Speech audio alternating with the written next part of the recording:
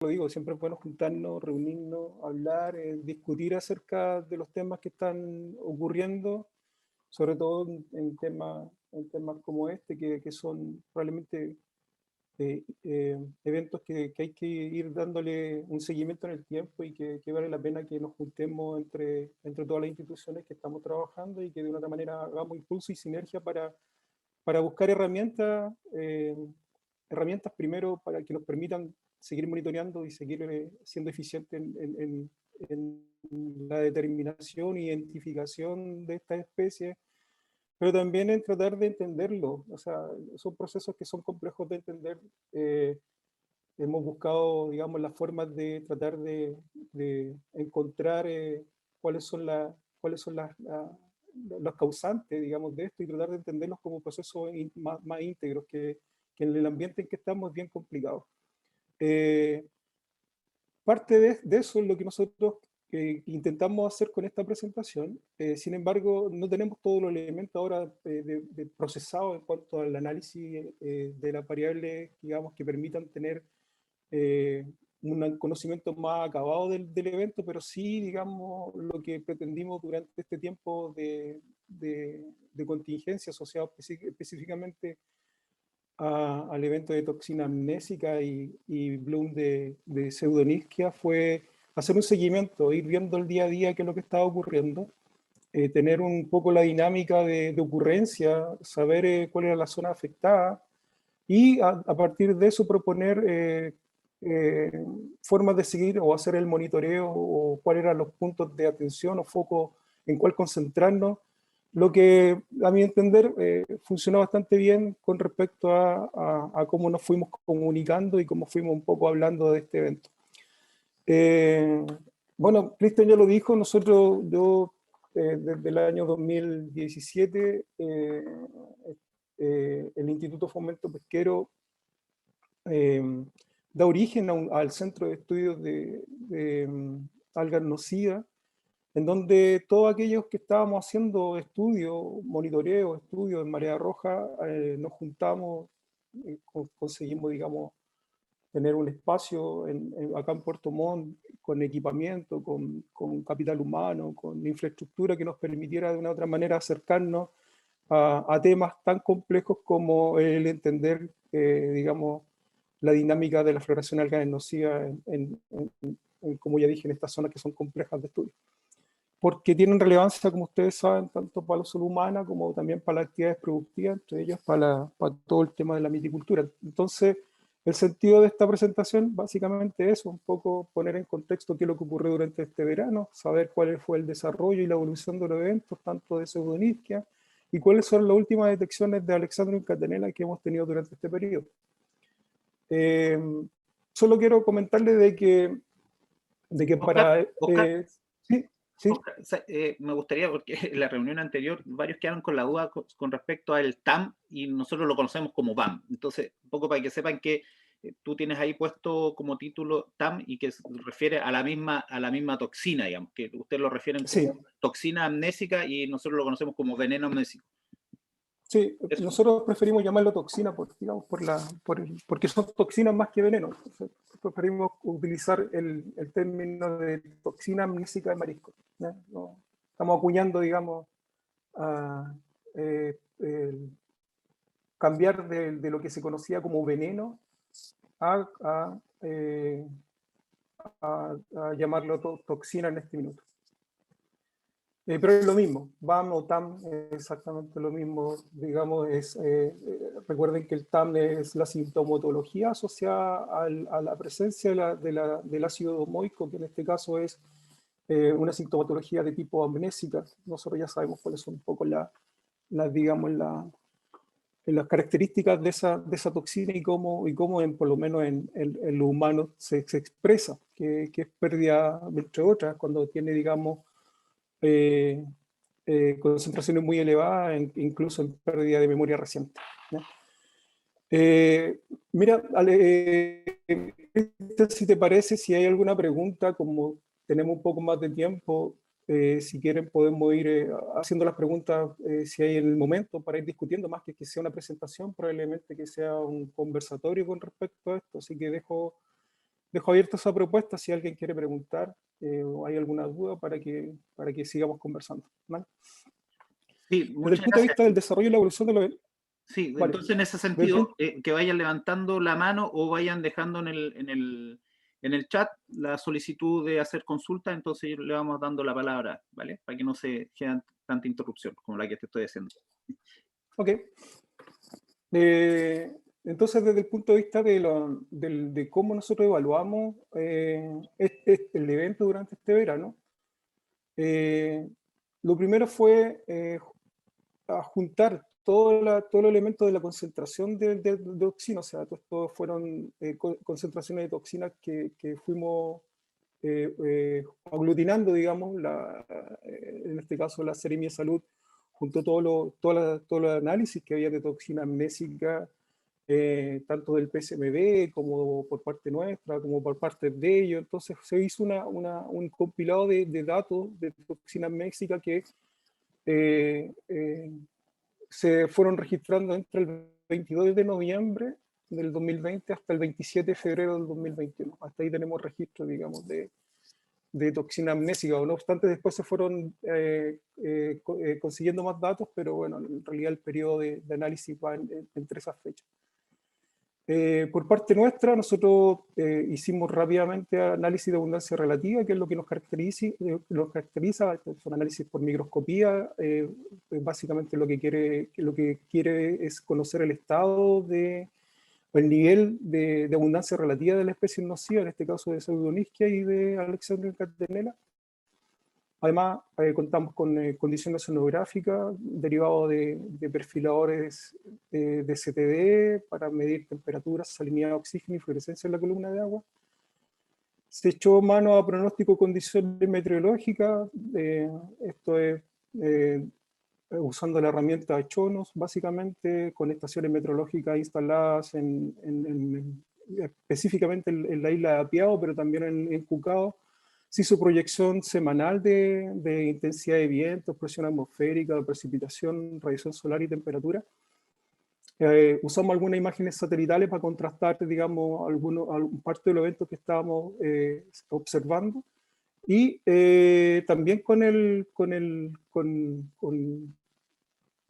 elementos que se encuentran en la página Chonos, específicamente con el módulo de Partimosa.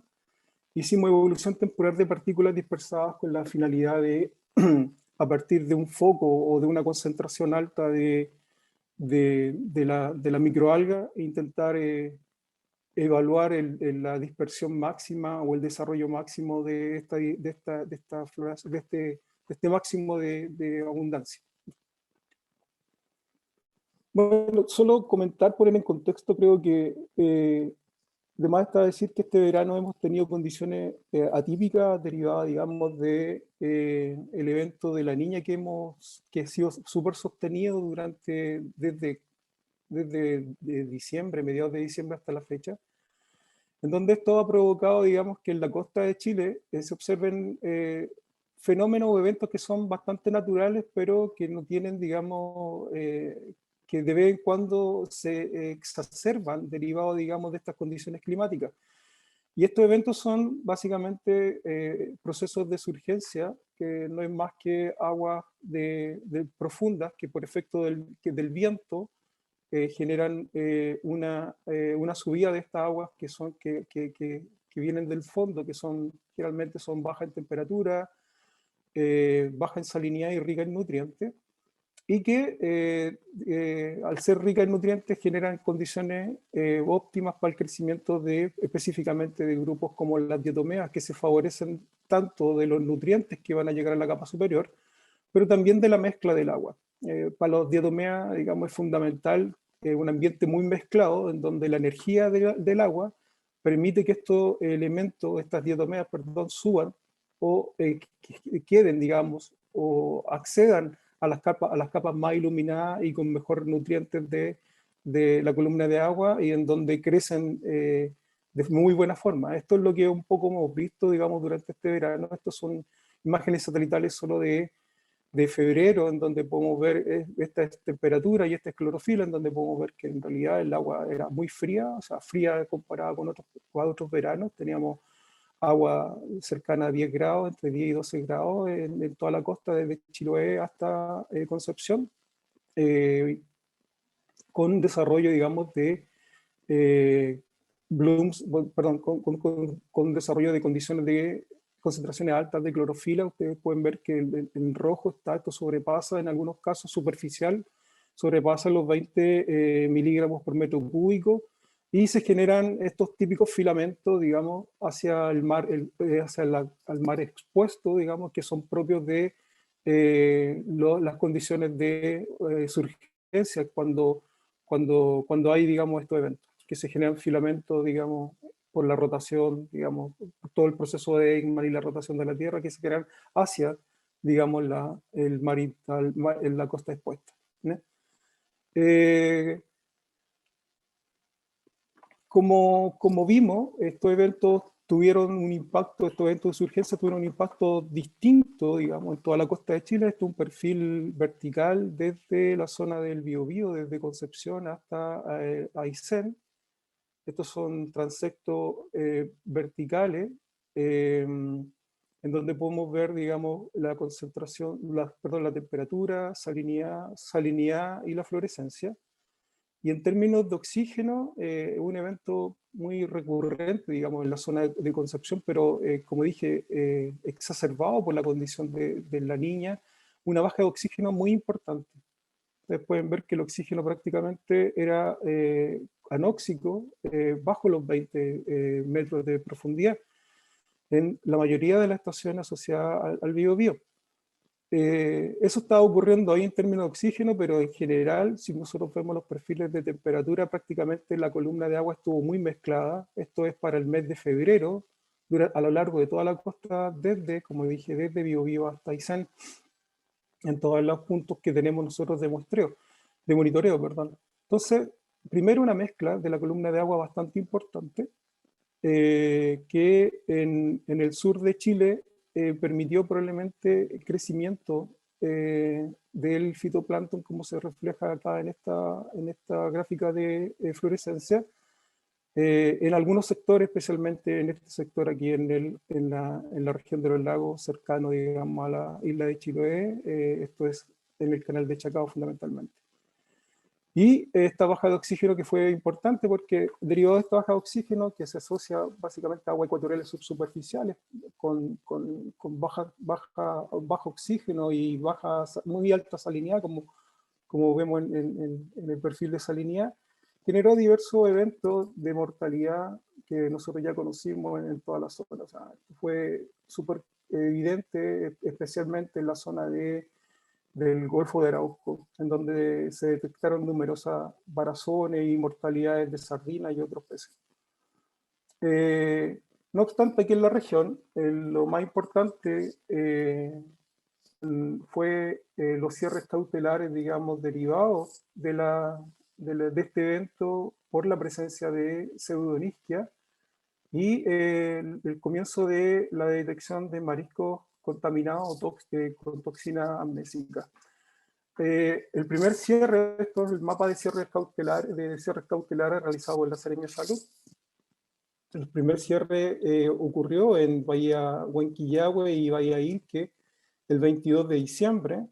Después fueron sucediéndose hacia el sur distintos cierres, hasta llegar a la zona de Dalcahue, en donde tuvimos el último cierre cautelar el 21 de febrero, que fue el último cierre cautelar que se realizó.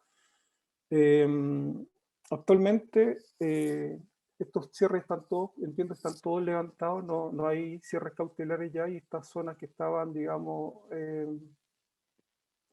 cerradas para extracción y consumo de marisco, consumo y extracción, ya han sido levantadas. ¿Cómo fuimos evaluando nosotros el evento de toxina amnésica fundamentalmente? Bueno, estos son todos los datos de concentración de toxina amnésica en marisco.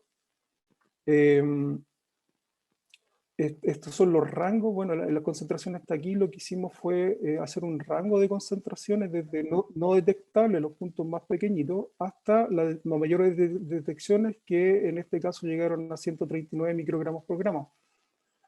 Este mapa, perdón, este gráfico es bueno, latitudinal en el eje de la Y, o sea que va desde el 41,4, que es aproximadamente que es la zona de, el seno de Reloncaví, el fiordo de Reloncaví en la estación de Cochamó, hasta Isla Tranqui, que está cercano a los 43 grados sur, que es estos puntos de acá abajo, ¿no? Esa es la distribución espacial. En cuanto a la distribución temporal, va desde el 22 de noviembre, que es cuando tenemos los primeros registros, hasta el 4 de marzo, cuando hemos tenido, digamos, los últimos registros ya de toxina amnésica en marisco. Entonces lo que podemos ver es que hubo una primera alta concentración de toxina asociada específicamente a estos puntos de acá, que es donde mostré los primeros cierres cautelares, que es en Bayailque y Huayquillahue, en donde las concentraciones fueron mayores a 60 microgramos por gramo. Esto se mantuvo bastante fuerte en la zona de, cercana al seno de Reloncaví y cercana a las estaciones de Calbuco, hasta que se produjo, digamos, las primeras detecciones en la zona cercana a Huehue, en este punto de aquí, y después hubo como un bajón en las concentraciones, bajó también la concentración en las zonas del seno de Reloncaví para dar paso a una acumulación o mayores concentraciones ya en la zona de Dalcahue y alrededor de las islas Desertores, que son estos puntos de acá. Entonces tuvimos como dos pulsos, por decirlo así. El primero, el que se generó en el seno de Reloncaví y zona adyacente, y el segundo, que es a partir de la concentración o los aumentos de concentración en toda la zona desertora. Y después finalmente nos fuimos dando cuenta, digamos, las detecciones fueron dando cuenta de que el bloom había ya desaparecido en términos de especie, pero los mariscos algunos seguían tóxicos por algunas semanas. Esto es normal que después de un bloom tan intenso los mariscos, digamos, queden tóxicos por algunos días. Entonces, estas fueron las últimas detecciones que se tuvieron en ese momento. Oscar, Sí. entonces, según tu apreciación, ¿cómo la aparición de estas TAM o BAM, ¿cierto?, responden más bien a una difusión por corrientes o son apariciones locales, digamos, más bien estocásticas, digamos, que la condición local generan estos blooms, o vienen por una situación de difusión por corrientes de la microalga, digamos?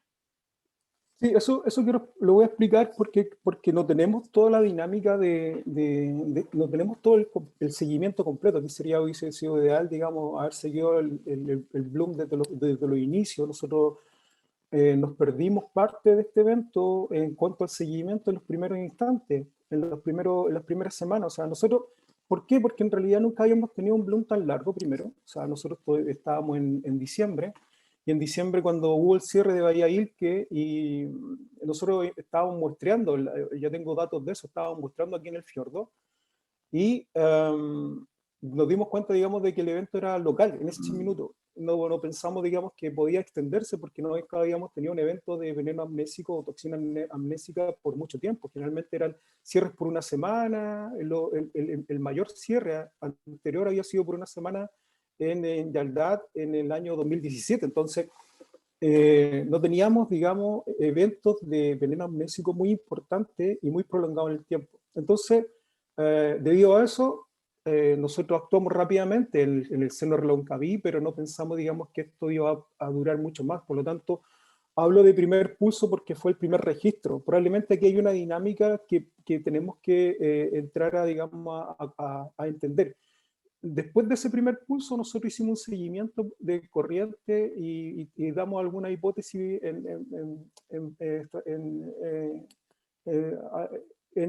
más adelante me voy a referir un poco más a eso con respecto a qué creemos que pasó en términos de corriente y cómo pudo haber afectado esta zona, ¿ya? Pero no tenemos la dinámica completa, digamos, derivado de estos mismos elementos. Lo que sí puedo comentarles, digamos, en principio, que la dinámica para nosotros fue un poco compleja de evaluar por lo que dije. No habíamos tenido elementos, digamos, que nos permitieran decir, oye, estamos dentro de una floración que se va a perdurar en el tiempo, sino que fuimos evaluándola prácticamente día a día, ¿no? Eh, con respecto a eso, es un poco esto una síntesis de lo que dije. Este es un mapa básicamente de cómo es la distribución ahora mirado desde arriba. En cuanto a los puntos más importantes, tenemos en una primera instancia Huenquillaco y Valladolid, que en este punto de aquí, después se nos pasa a este punto de acá abajo, que es en Caucahué, donde encontramos concentraciones cercanas a 40, mayores a 40 microgramos por gramo, donde se generó inmediatamente después el cierre cautelar. Un segundo pulso, un segundo tiempo donde hubo este bajón, que digo que prácticamente no tuvimos detecciones positivas, solo se mantuvo esta de Valladolid, que este punto de acá, sobre la norma. Recuerden que la norma, se me olvidó decirlo, pero recuerden que la norma es de 20 microgramos por gramo. Y solo este punto estuvo positivo durante ese periodo.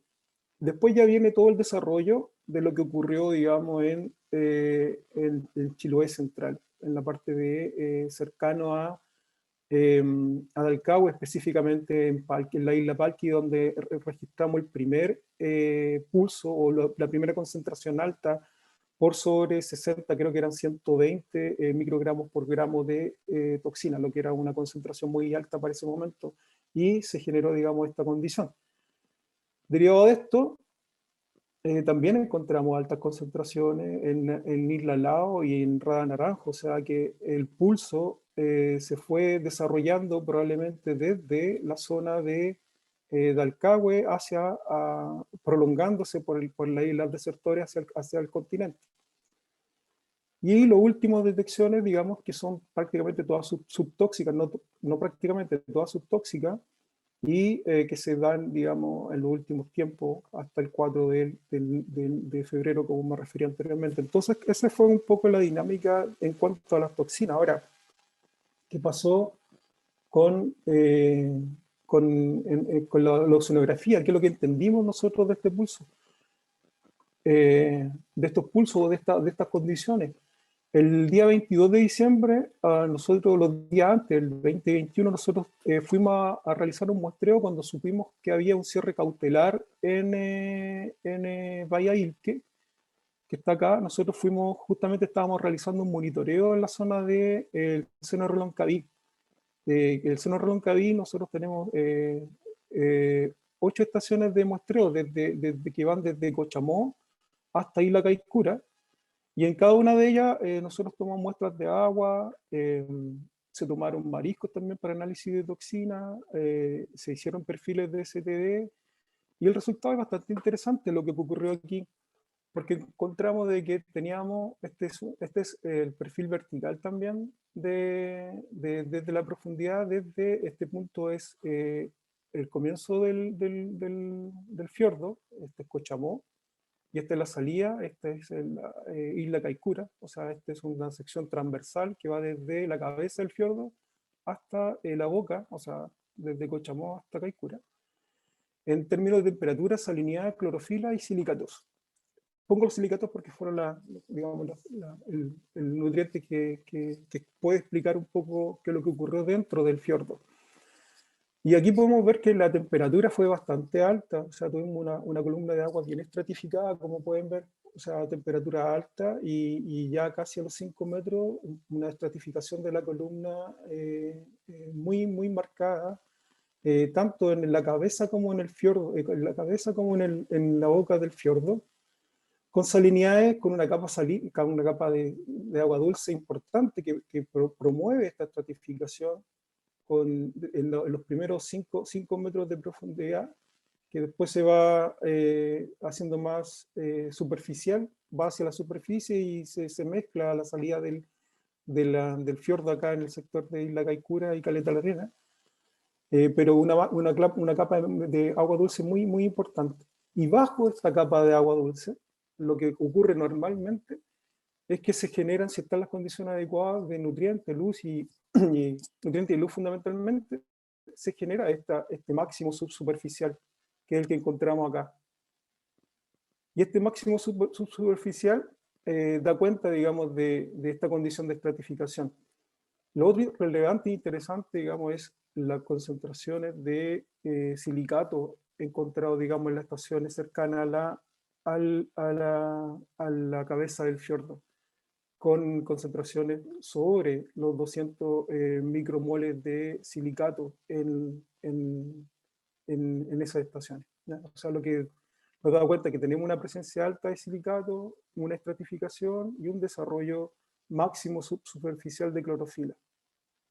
¿Cuáles eran las especies que fueron preponderantes o que marcaron, digamos, la mayor abundancia desde Yates? Estamos hablando desde acá, en este minuto, desde acá hasta Pocoihuén, en esta zona de aquí, pero también está Caleta la Arena. O sea, ¿cuáles eran las especies que fueron dominantes?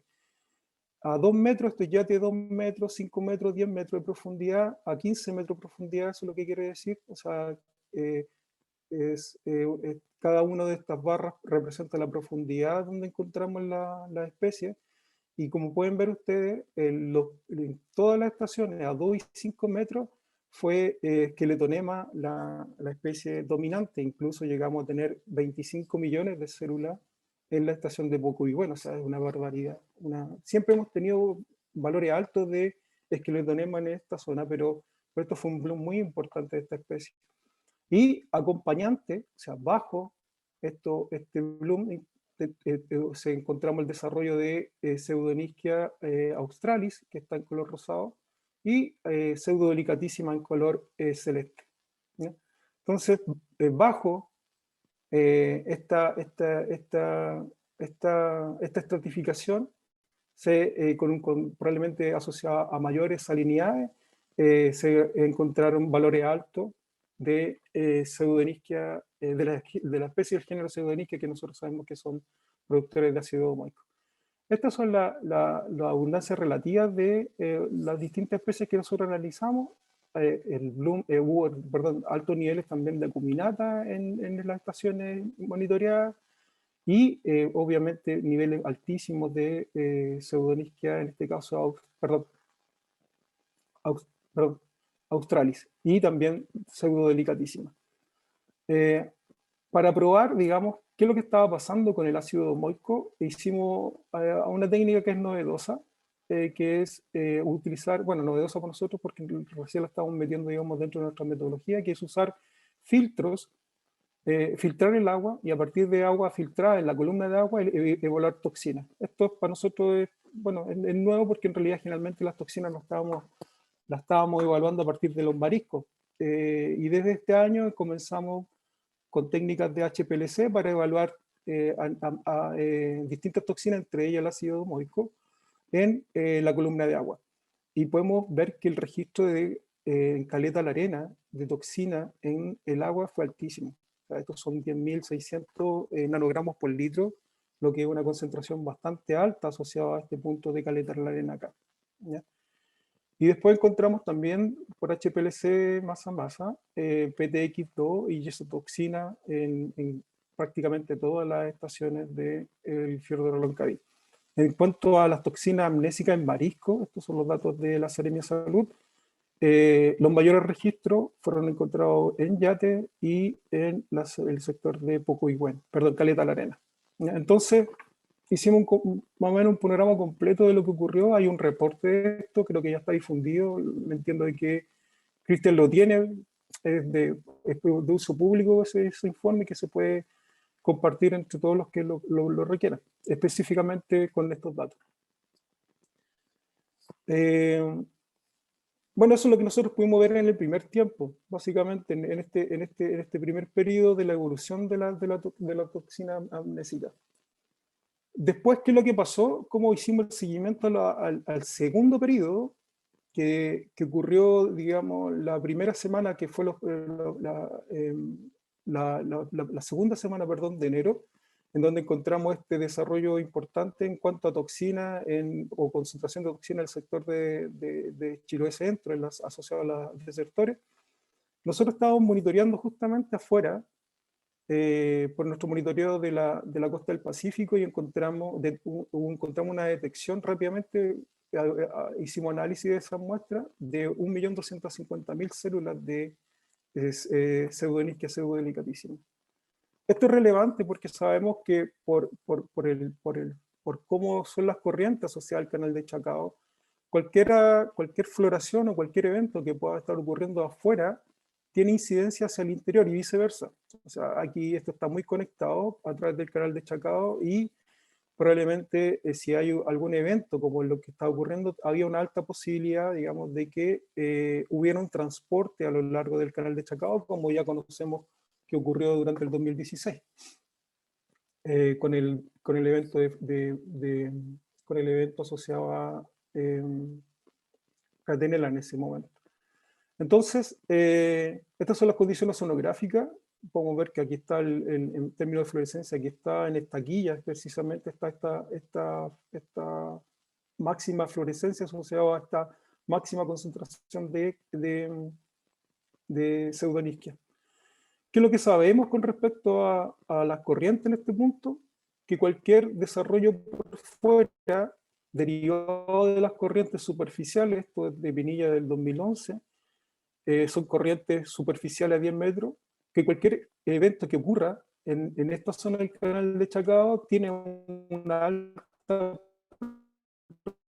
probabilidad, digamos, de desarrollarse, digamos, asociada a la isla, en términos de corriente y generarse o acumularse en el sector de las desertores como sedimento o una trayectoria por esta zona y concentrarse en la zona de las desertores. Entonces estamos bien pendientes de esto y probablemente parte de esto es lo que ocurrió con este desarrollo, que podemos ver donde hay máximas concentraciones o concentraciones altas en el borde asociado a la isla de Chiloé, y con una máxima concentración en la zona de los desertores.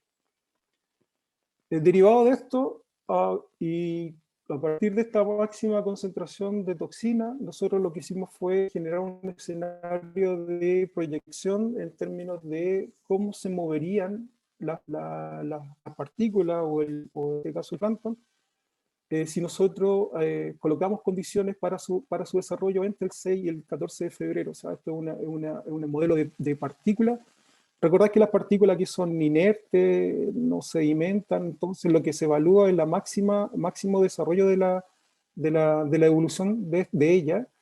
Las verdes son las que se dispersan, o sea, son las partículas iniciales en un punto determinado. Aquí usamos este punto de Palki, que fue la máxima concentración, o sea, este punto de aquí. Las rojas son aquellas que son atrapadas por las costas, por la isla, etc. Y las azules son las que siguen en movimiento. Entonces, de este escenario que se generó a partir de esta información, nosotros proyectamos que al 14 de febrero las mayores concentraciones de toxina, derivado, digamos, del movimiento del fitoplancton, en este caso de Pseudonisquia, podían afectar a la zona de las desertores principalmente, ¿no? O sea, esto es lo que se proyectó. Lo que eso es un escenario. El siguiente era qué pasaba con esta máxima concentración acá en Guaihue, cercana a Guaihue, Caucahue, si las liberábamos y tenía un desarrollo, digamos, también sobre el canal de Chacao, ¿no? Esas eran las dos evaluaciones que se hizo en ese minuto. Derivado de eso, junto con eso, perdón, y para generar una mayor información, durante esa semana nosotros realizamos muestreo intensivo en todas las estaciones que tenemos en Chiloé, tanto en el norte como en el centro, en el sur, también en la mayoría de las estaciones del Pacífico, y con especial énfasis en todas las estaciones que teníamos cerca en el sector del canal de Chacao. Porque en realidad queríamos de una u otra forma atacar o tratar de comprender más sinópticamente lo que estaba ocurriendo con respecto al evento, ¿no? Y así nos dimos cuenta de que en términos de pseudonisquia, estas son las distribuciones de pseudonisquia a lo largo de todas las estaciones de muestreo para esa fecha. Los mayores valores estaban asociados obviamente a Australis, como mostré anteriormente, con valores importantes también por la costa, en la estación específicamente de Bucao, y con menores con menores concentraciones o menores abundancias en la zona del sur de Chiloé. O sea, que el problema básicamente estaba centrado en la zona externa y la zona al interior del Mar de Chiloé, cercano a Dalcahue, en el cinturón de los desertores. Esto es proporcional de un reticulatum con valores relativamente bajos, no, abundancia relativa a nivel 4. Y estos son de oficio acuminata y acuta, y vimos que para ese periodo los dimorficia acuta se estaban concentrando, o habían niveles, digamos, de abundancia relativa mayores en la zona cercana a lo que nosotros denominamos Chiloé Sur, que abarcan sectores como Yaldá, Laitec, San Pedro, todo el sector de cercano a Quillón, ¿no? Que había una acumulación ahí que estaba llegando a niveles 8, y lo que era, digamos, necesario evaluar, digamos, el desarrollo de estas concentraciones. Con respecto a Acuta no estaba pasando nada, va una baja concentración solamente en la zona de cercano a Melinca. Y con respecto a Alexandro en Catenela, vimos también que estaban subiendo los niveles de abundancia relativa en este sector de Chiloé Sur.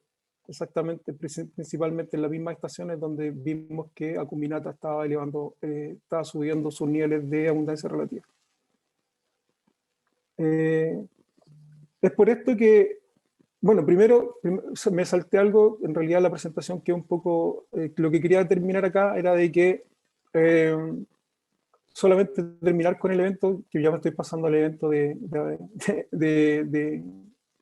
amnésico, perdón, de Alexandro en Catenela, terminar diciendo de que el desarrollo finalmente encontrado, derivado de esta situación, se condice con las condiciones posteriores, digamos, de la concentración de veneno amnésico en esta zona. O sea, el desarrollo de la floración se generó en esta zona, las mayores concentraciones se generaban cercanas a la isla desertores, y aquí es donde terminó finalmente el evento de TAM, para no mezclar una cosa con otra, que probablemente me faltó una diapo acá para explicar ese proceso. Siguiendo con el desarrollo de Alexandro en Catenela, y derivado, digamos, de esta condición que fuimos hablando posteriormente, nos dimos cuenta de que en un muestreo intensivo que nosotros tenemos en la zona, los niveles de abundancia relativa fueron aumentando crucero tras crucero desde el 9 de febrero, a partir de las primeras semanas de febrero, nos dimos cuenta de que, bueno, estaba cuenta de la abundancia relativa exactamente aquí sobre la ITEC con nivel 3. Al siguiente semana ya teníamos, digamos, a nivel de abundancia relativa de Catenela, estoy hablando, el Corcovado de nivel 4, y nos preocupó después de esto un poco este nivel. Después de esto tuvimos, digamos, supimos por Cernapesca de detecciones positivas de los whalebots en esta zona para Alexandro en Catenela. Por lo tanto, nuevamente intensificamos nuestro monitoreo, y el 22 y 23 de febrero esta era la condición que teníamos para Alexandro en Catenela, con niveles 4 en Guapiquilán, en Azazao, en Laitec, en el Golfo del Corcovado, y con niveles 3 en la zona de Melinca, en Corcovado 2, etc. Entonces esta condición, digamos, fue preocupante en un momento determinado, y por eso intensificamos el muestreo en esa zona.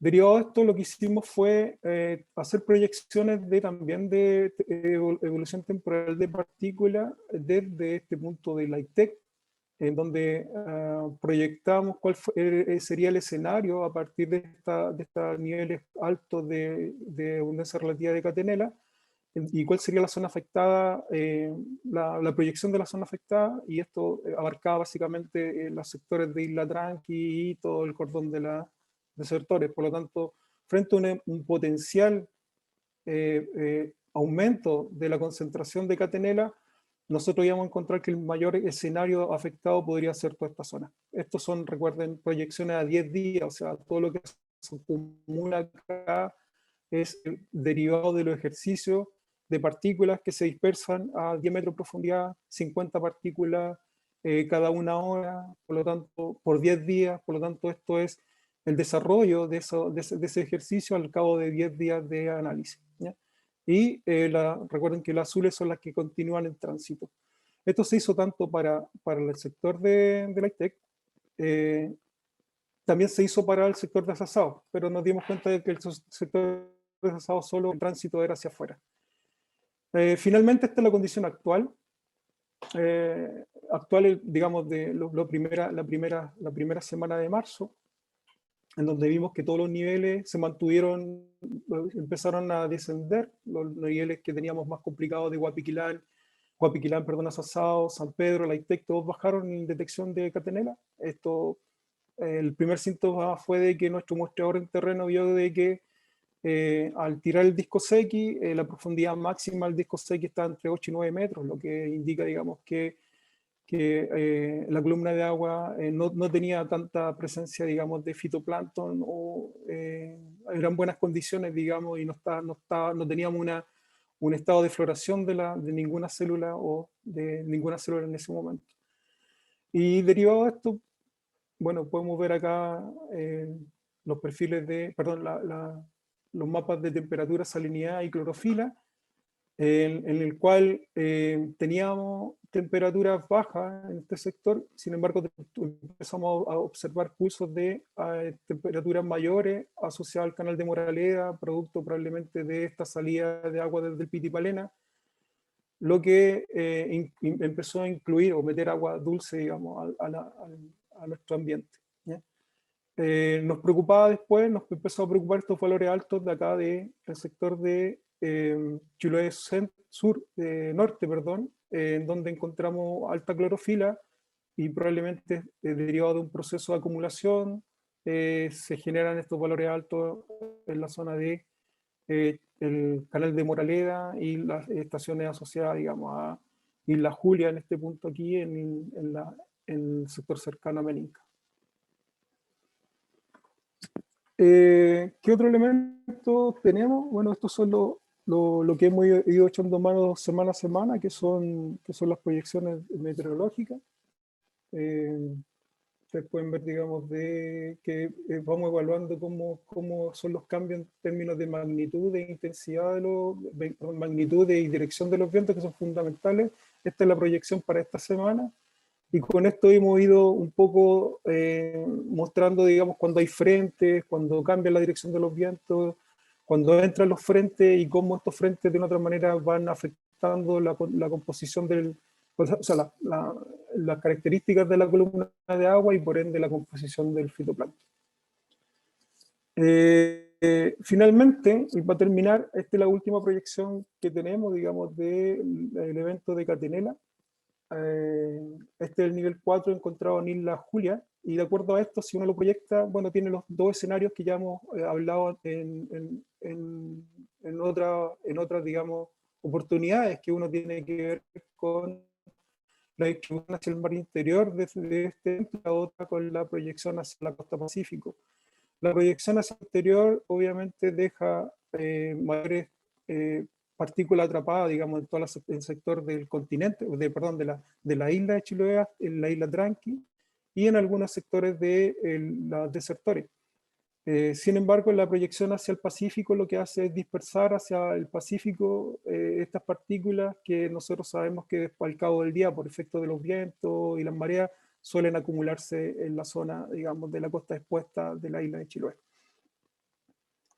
Como resumen, para terminar, creemos que las condiciones atmosféricas y oceanográficas favorecieron la floración de especies del género Pseudonychia, fundamentalmente derivado, digamos, del acople del fenómeno de la niña a las condiciones de verano.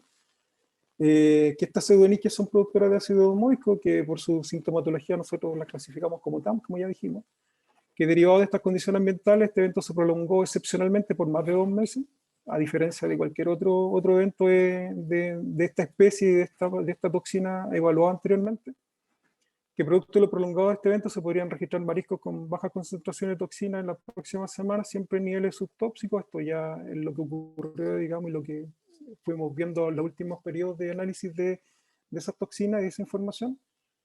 Posterior a este evento, de todas maneras se han observado un incremento en los niveles de abundancia relativa de Dinophysia acuminata y Alexandrium catenella, especialmente en las estaciones del Chiloé Sur. Generalmente, cuando hay una floración, un evento de diatomea importante como el que nosotros vimos,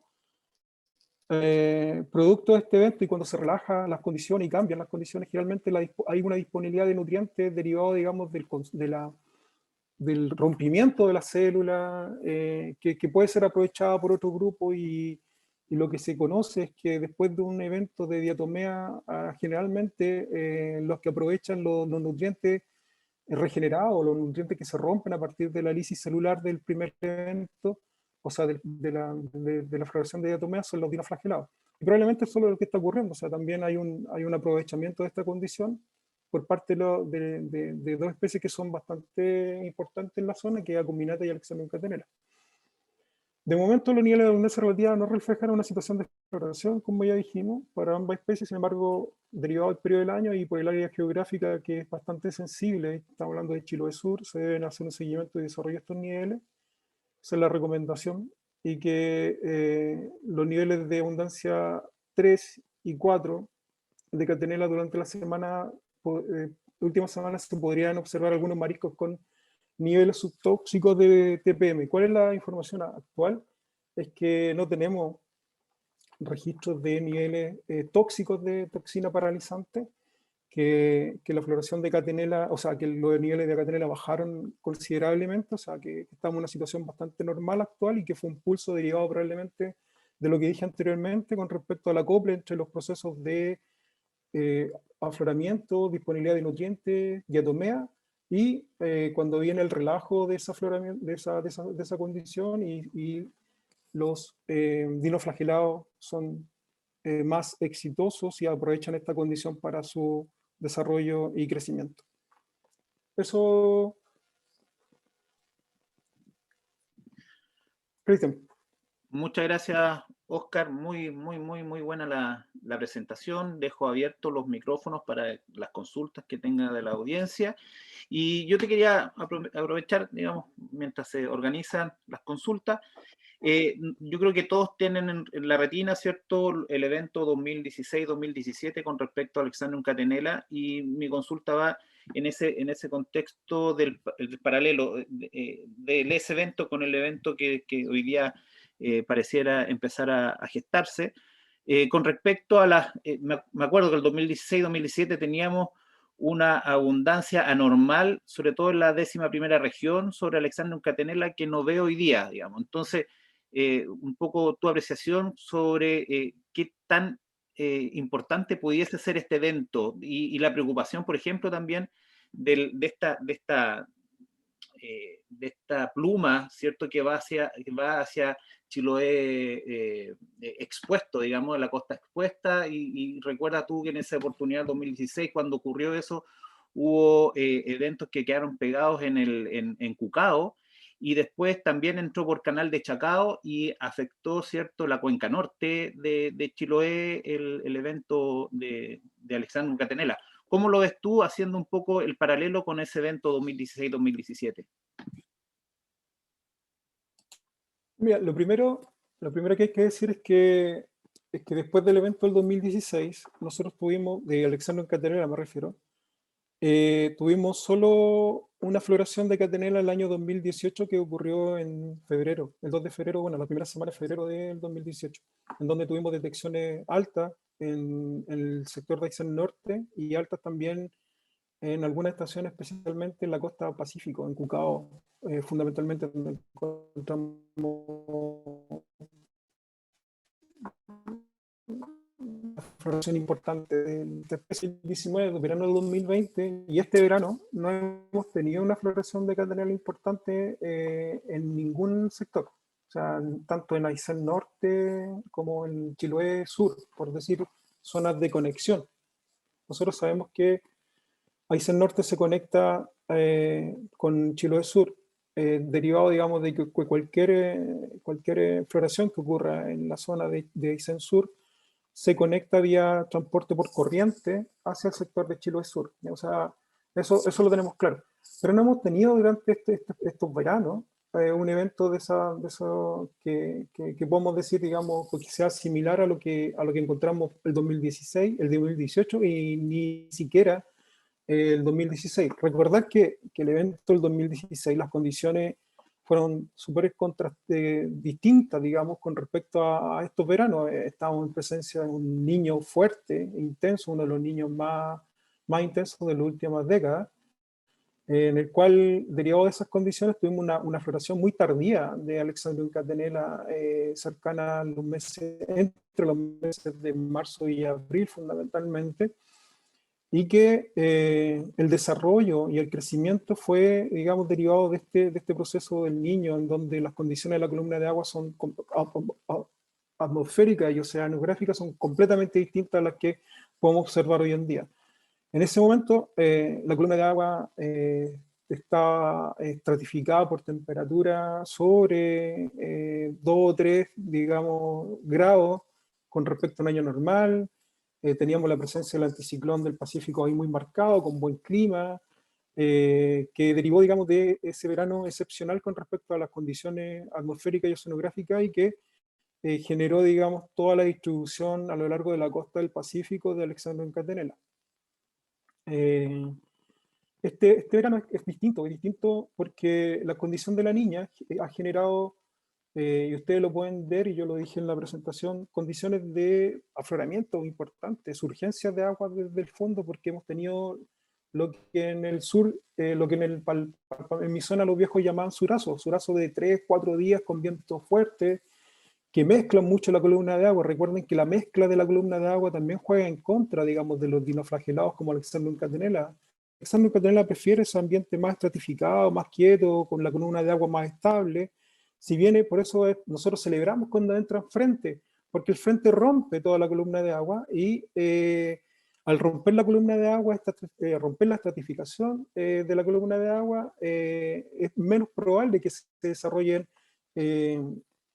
condiciones favorables para el crecimiento de los dinoflagelados como Alexandrium catenella. Este verano fue completamente eso, mucha mezcla derivada de viento intenso a lo largo de toda la costa. Si bien es cierto, la influencia del agua ecuatorial subsuperficial, que se vio muy clarito en la zona del Biobío, tenga poca influencia para acá, pero sí la mezcla de los vientos por parte, digamos, de estas condiciones atmosféricas generaron una mezcla muy importante. Y en esa mezcla importante de la columna de agua, las diatomeas son las que se benefician. Por lo tanto, son eventos muy distintos. Y si uno pudiera contrastar, y que sería interesante hacerlo, las condiciones de catenera del 2016 y con el derivado, digamos, con la veneno paralizante, contrasta completamente con las condiciones actuales de este verano de pseudonisquia y la toxina amnésica. Son dos caras son dos caras distintas de una misma moneda. En un mismo lugar, dos hechos, dos floraciones excepcionales, completamente excepcionales, que vale la pena, digamos, seguir investigando y seguir buscando, digamos, sino las causas, tener más elementos de análisis sobre todo de este evento del 2020, del verano de 2021. Muchas gracias. No sé si alguien tiene alguna consulta para abrir un poco el debate o la conversación, este conversatorio, esta reunión conversatoria. René, parece abriste tu cámara y levantaste el dedo, y don Hernán Troncoso después, por favor. Buenos días a todos. Oscar, súper interesante la presentación. Te felicito a ti y al equipo. Todos estos aportes son buenos para todos los que escuchamos habitualmente. Mira, aquí hay varios presentes de los que trabajamos en el Comité de Semilla de Mitíligo. Y hiciste mención aquí en el estuario, tienen ustedes 8 estaciones de muestreo, y me gustaría saber si esas estaciones son permanentes o no. Te lo comento porque el otro día, dentro de las reuniones que tuvimos, David Opaso, tu colega, hizo mención al evento después de post caída de semilla que tuvimos en el estuario hace un par de años, y se vio la necesidad de tener los muestreos porque mostraba datos interesantes de apariciones muy altas de silicatos no me acuerdo si salinidad y qué otros valores eran los altos, pero la consulta es esa, si tú tenías esas 8 estaciones son permanentes y si tienes datos históricos que puedan aportar a explicar un poco la caída de la semilla, si no me equivoco fue hace 2 años. Sí, o sea, con David compartimos parte de ese monitoreo, así que él tiene parte, o sea, tiene datos y nosotros también tenemos datos, pero ese monitoreo se hace de forma constante una vez al mes. No solo abarca esas 8 estaciones del fiordo, sino que también otras de todo lo que es el seno de Reloncaví. Y tenemos datos constantes y con series de tiempo largas. Ese monitoreo se lleva a cabo en esa zona desde el 2006. O sea, todo lo que nosotros llamamos Chiloé Norte, perdón. O sea, que sí hay datos de CTD, hay datos de fitoplancton y todas las variables meteorológicas que nosotros estamos viendo en ese sector mes a mes. Sí, ahí el tema de los nutrientes nomás hay que aclarar lo que hace un par de años y en 2 estaciones, si no me equivoco, o una del fiordo nomás. Hola, Oscar. Gracias por la presentación. Hola, David. Sí, no, este año tuvimos, como dije, silicatos por arriba muy, muy altos, especialmente en el fiordo. Yo creo que esto ya es recurrente. Me parece que observar altos niveles de nutrientes, de silicato específicamente, y altas densidades de esqueletonema en el fiordo es algo que ya se está dando de un tiempo a esta parte. Claro, lo que trabajamos en la última reunión de Comité de Sustentabilidad de la Semilla, David hablaba sobre el omega aragonita, digamos, un poco la capacidad que tengan las conchas de poder generar conchas o desconchar o disolver las conchas de los metílidos, y lo que habla Oscar con respecto a los silicatos es el sustento para que las diatomeas, que son cubiertas por silicatos, ¿cierto?, puedan generar estos blooms. O sea, son como un poquito variables o diferentes a las que habíamos conversado en la reunión anterior. Don Hernán, por favor, tiene la palabra. Gracias. Gracias, Oscar, también por tu presentación muy interesante, tener esa visión macro que tú entregas, digamos. Mi consulta va por el lado de la extensión de este evento. Si bien tú lo explicaste en parte, ¿significa eso que esta situación que se presentó ahora no ha ocurrido nada ni parecido anteriormente? Tú decías que básicamente podría deberse a que la niña se acopló con el verano y eso generó ciertas condiciones. La pregunta va por ese lado, es decir, ¿no habíamos tenido nunca una condición semejante hacia atrás que tengamos registro? ¿O hay algunos otros factores que podrían haberse acoplado con esto que tú comentas como factor principal? Eso por un lado, y lo otro es que nosotros normalmente estábamos acostumbrados a pensar de que los eventos se movían desde el sur hacia el norte, y este en alguna medida fue un poco distinto. Las causas están en lo que tú mostraste ahí, digamos, de una concentración alta en el mar exterior, y que partió desde ese punto, ¿o hay otros elementos que pudieras comentarnos? Sí, voy a partir por lo último. Primero hay que entender que el fitoplancton, todo el fitoplancton se mueve como un parche, o sea, donde encuentra condiciones óptimas para el crecimiento. Si hay un inóculo o una célula, este puede crecer. O sea, eso es independiente, digamos, que esté en el sur o en el norte. Cuando nosotros hablamos de distribución de, por ejemplo, de catenela que viene del sur, es porque va ocupando nichos o espacios que antes no habían sido detectados, básicamente. Entonces, por eso se habla de una expansión sur-norte. Pero si en el caso de la pseudonía, el veneno amnésico, si hay un inúculo en cualquier punto y están las condiciones adecuadas para su crecimiento, esto va a crecer. O sea, eso es independiente de donde esté, porque se me olvidó decir, pero los pseudonígenos son bastante cosmopolitas. Yo hice hace poco, tengo una recopilación de cuáles son las temperaturas y las salinidades en donde ella crece, y son bastante amplias. Entonces puede estar desde el estuario, como vimos, hasta condiciones más oceánicas que en esta quilla. O sea, el rango de salinidad y temperatura en que se mueven es bastante más amplio que otras especies, que Catenella, por ejemplo. Entonces, Efectivamente. Nosotros la vemos prácticamente todo el año en el mar interior de Chiloé, digamos. claro. Entonces acá no se puede hablar de un tránsito sur-norte. Básicamente, ¿cómo se mueve el fitoplancton? El fitoplancton se mueve a través de las corrientes. Entonces va a depender de las corrientes, el sentido de las corrientes, la orientación, la magnitud de las corrientes, hacia dónde se muevan. Y en este caso, si nosotros tuvimos un evento de floración afuera, de Pseudonisquia, hay la posibilidad de que entre por el canal de Chacao por corriente y la distribución sea por ese sector, por esa vertiente hacia abajo, derivado digamos, de estas corrientes que son predominantes en la zona. Entonces eso es independiente. Yo creo que es un tema que hay que evaluar con respecto a cómo son, por eso nosotros hablamos de tener claro cuál es el foco y cuál puede ser la proyección final derivada, o la proyección potencial de este foco o desarrollo de la floración, en virtud, digamos, de las corrientes y de la hidrodinámica y de las corrientes, donde están metidas las corrientes, del sector en donde nosotros lo evaluamos.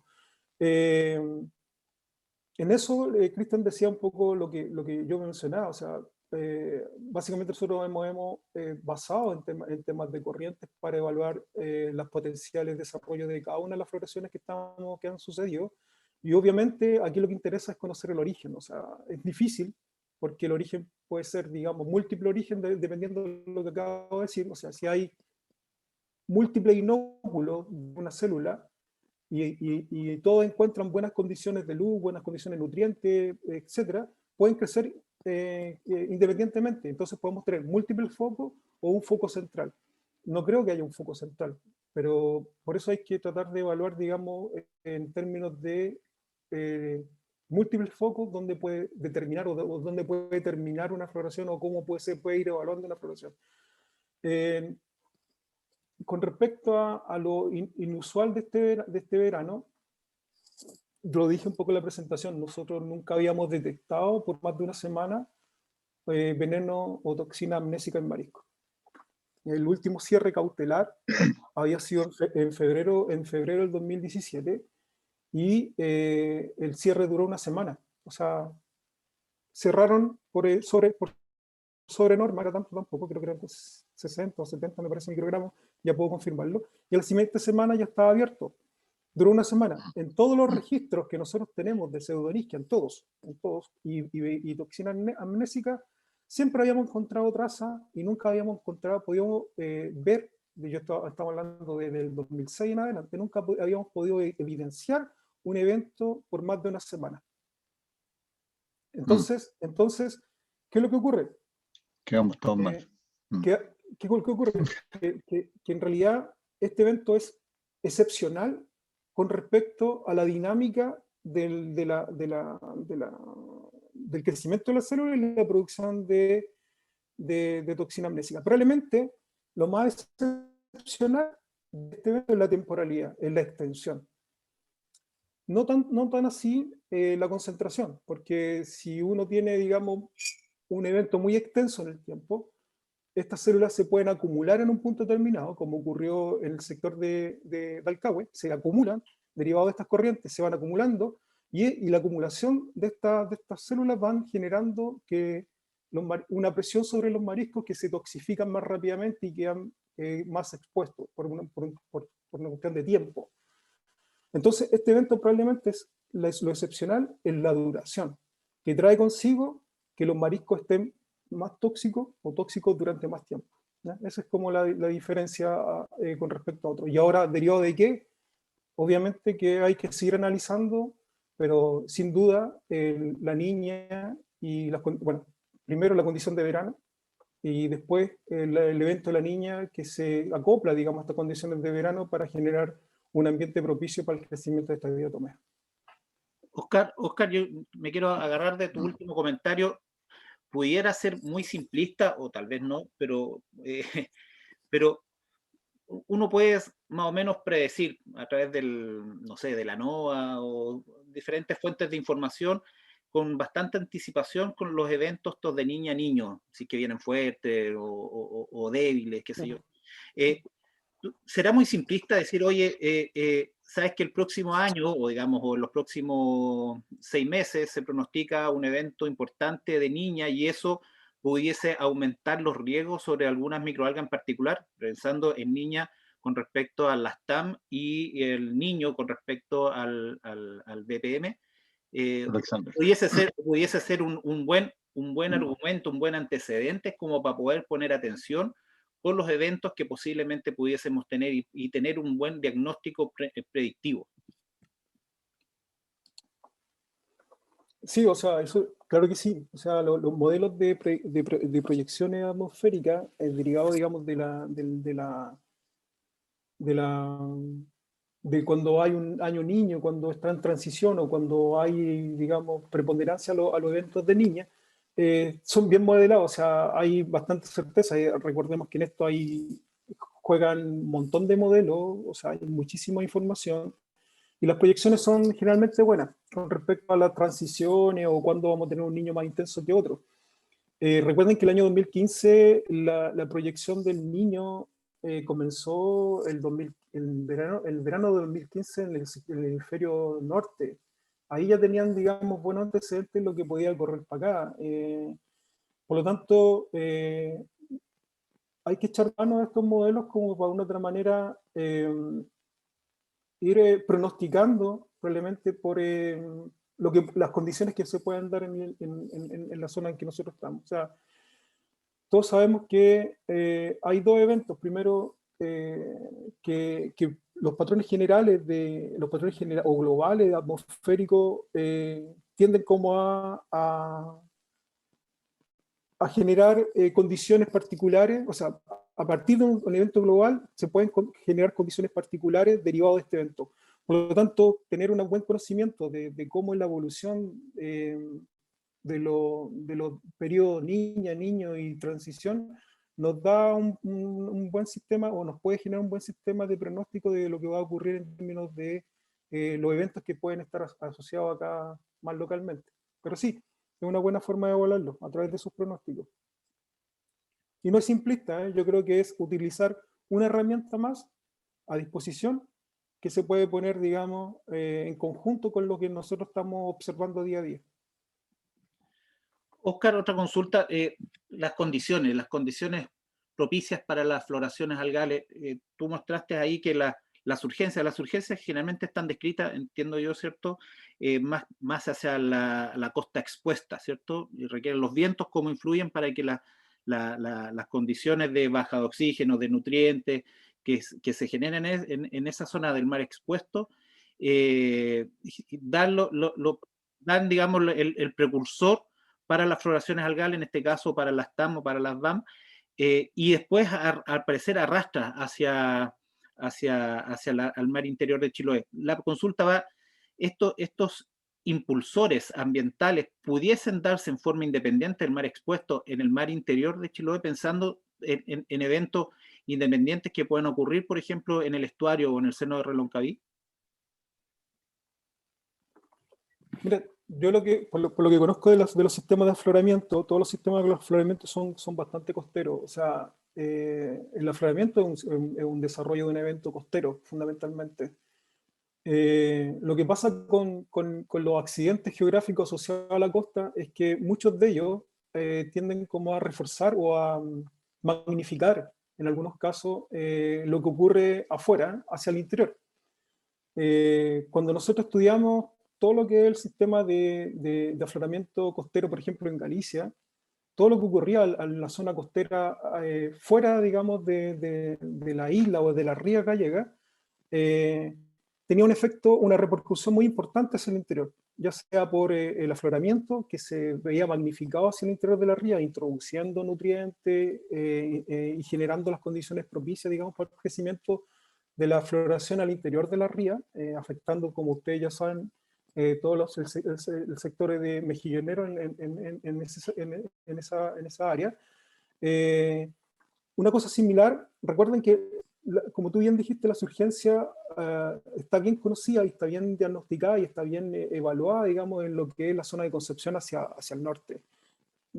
Este proyecto, que nosotros llamamos la Costa Pacífico, da luces, digamos, de que sí hay algún intercambio o aguas provenientes de, digamos, de aguas ecuatoriales subsuperficiales que pueden aflorar en un momento hasta los 40 grados, más o menos, que estamos hablando ahí de cercano a la zona de Valdivia. Lo que genera, digamos, de acuerdo a lo que nosotros tenemos, los factores climáticos que juegan a favor, digamos, de que se generen, digamos, estas concentraciones altas de diatomea es el efecto del viento, fundamentalmente, que, como dije anteriormente, mezcla la columna de agua y genera las condiciones propicias para la diatomea. No obstante, hay que seguir evaluando, se va a lo más básico de los precursores ambientales para la generación de la floración orgánica. Hay varios, pero entre ellos están los nutrientes. Podemos tener nutrientes durante todo el año, pero si no tenemos las condiciones de luz adecuadas o las condiciones de estabilidad o no de la columna de agua, probablemente no se genera una floración. Por eso las floraciones son tan marcadas y acentuadas en los periodos de verano, porque probablemente está la disponibilidad de nutrientes, está la disponibilidad de luz, y en algunos casos, por ejemplo, para Catenela, está la columna de agua estratificada 2016. Y en algunos casos está la columna de agua mezclada y genera las condiciones adecuadas para el crecimiento de la diatomea y pseudonisquia como el 2021. Entonces, ¿tenemos los nutrientes? Sí, tenemos los nutrientes. Están los nutrientes, digamos, disponibles en el agua.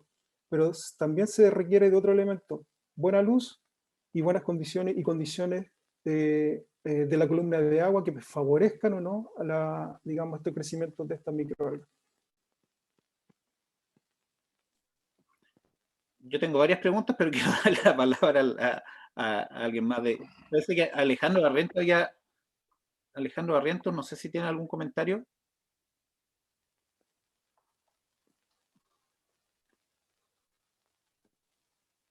Había abierto su micrófono.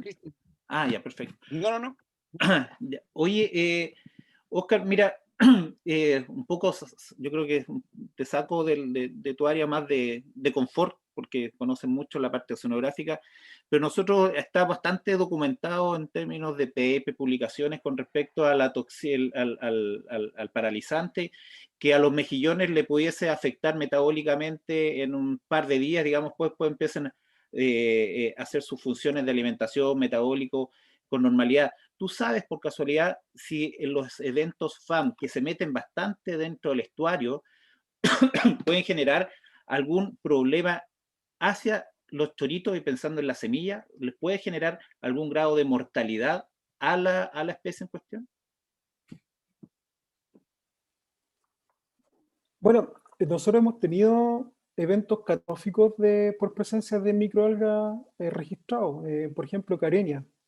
Las Carenia, que está documentado, digamos, que son eventos multiespecíficos. Cuando hablamos de Carenia de distintas especies, celiformes fundamentalmente, pero hemos tenido otros eventos de Carenia que generan mortalidades de todo lo que encuentran, cuando están, digamos, donde se genera una floración importante de Carenia, hay mortalidad hemos visto pulpos, pinuca, erizo, almeja, mejillones. O sea, y estos son digamos, por el tipo de toxinas que producen. Entonces, por suerte, bueno, la buena noticia de esto es que no hemos tenido un evento de Carenia al interior hacia el mar interior. Siempre se desarrollan en costa afuera. Esto derivado de que probablemente hay condiciones de salinidad que determinan de una otra forma de que estas floraciones de Carenia no ingresen. El último evento importante de Carenia fue el 2018 y, como te digo, fueron varias especies y generó mortalidades desde salmones en el Golfo de Pena hasta sardina en la zona de Queule, pasando por todos los otros organismos que te comenté. Pueden haber digamos, dependiendo, digamos, de las condiciones oceanográficas, eventos de mortalidad asociados no tan solo a las especies que nosotros conocemos. Hay especies emergentes que no tenemos idea, digamos, o poco conocimiento acerca de su dinámica de toxicidad. Eso un poco trabajando. Y eso puede afectar, como tú dices, desde la captación de semillas o las semillas mismas hasta los individuos ya que pueden estar para cosecha.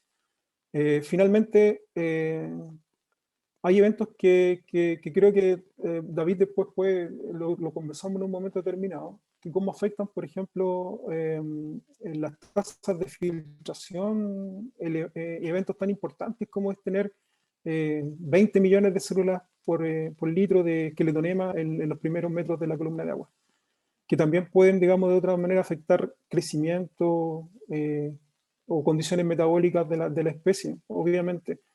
Entonces hay que evaluar, o sea, primero cuáles son aquellas floraciones que generan toxinas y que pueden de una otra manera generar mortalidades de especies por vía, digamos, de producción de estas toxinas, o cuáles son las especies que de una otra manera pueden generar complejidades desde el punto de vista de cuando generan una biomasa tan importante, y estas pueden obstruir, dificultar filtración, generar bajas de oxígeno cuando están en una abundancia muy alta y el bloom cae y las bacterias utilizan la materia orgánica, digamos, o sea, toda esta materia orgánica y se generan bajas de oxígeno.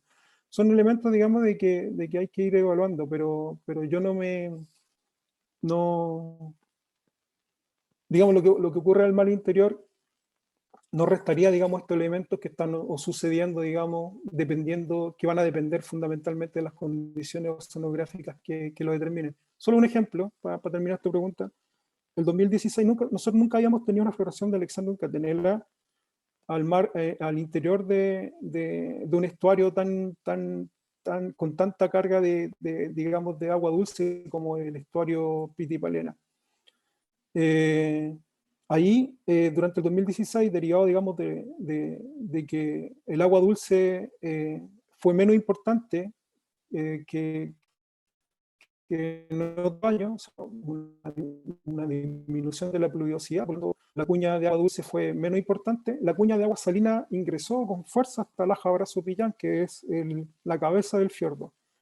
Y derivado de eso, y derivado, digamos, de todo el proceso de acumulación hacia el interior, encontramos floraciones importantes de catenela al interior, en lugares donde naturalmente no está. Y esto es derivado de eso, fundamentalmente, de ese proceso, de que disminuyó la pluviosidad, la cuña salina se con fuerza al exterior de ese sector, y se dieron las condiciones para que se acumulara y creciera catenela en ese punto.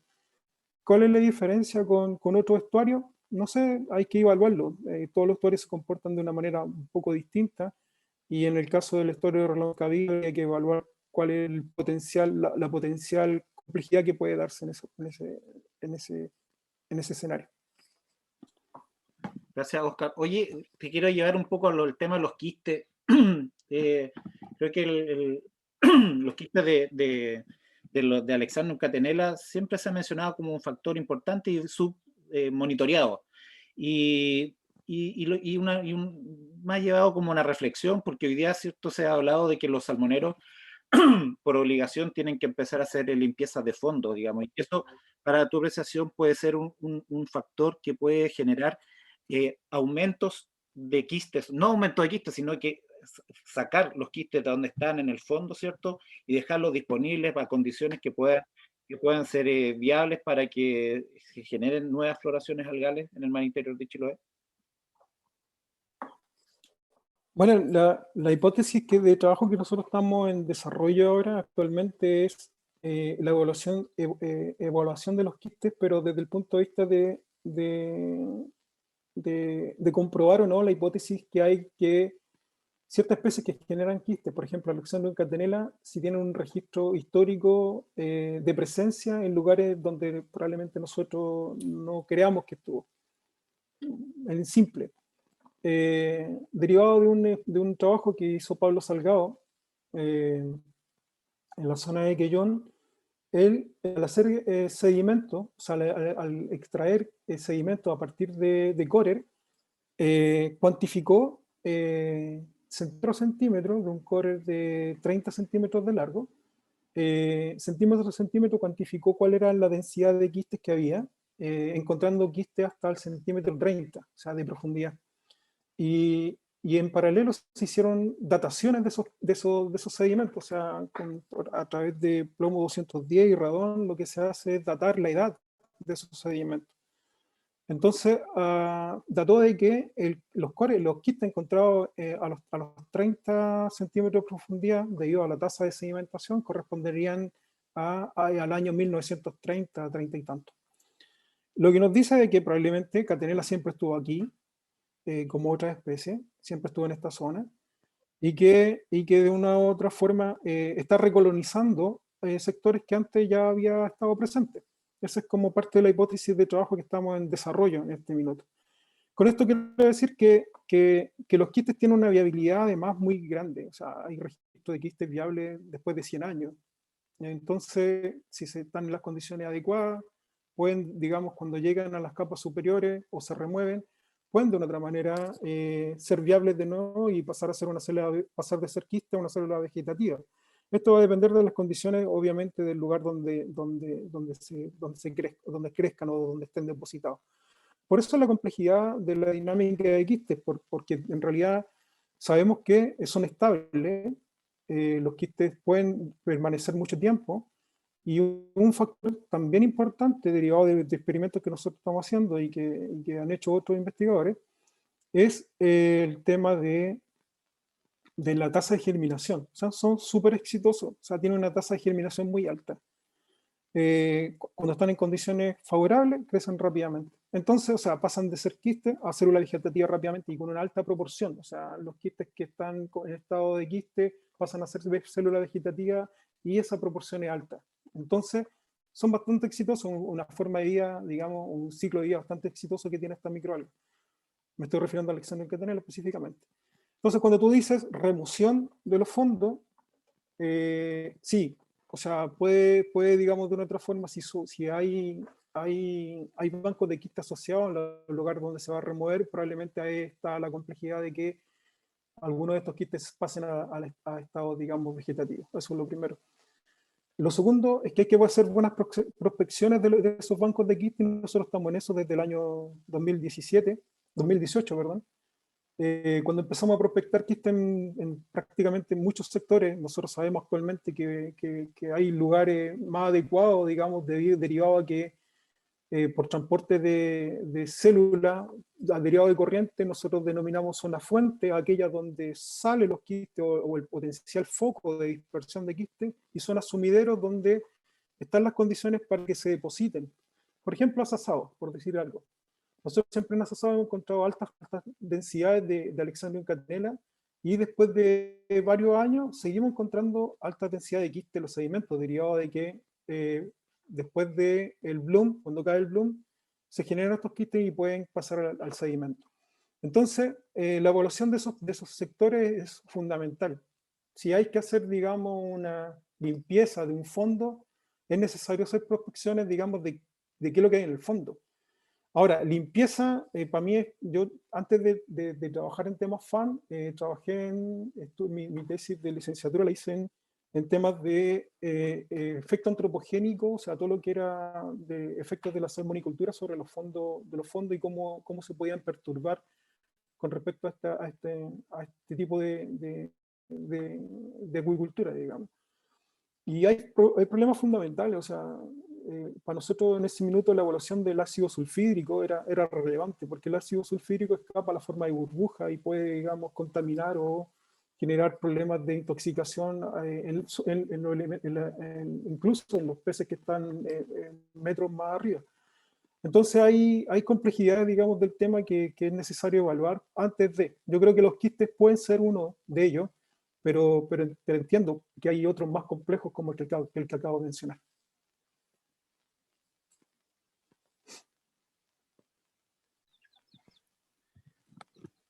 Micrófono abierto para consultas. Ya llevamos 1 hora y media de reunión.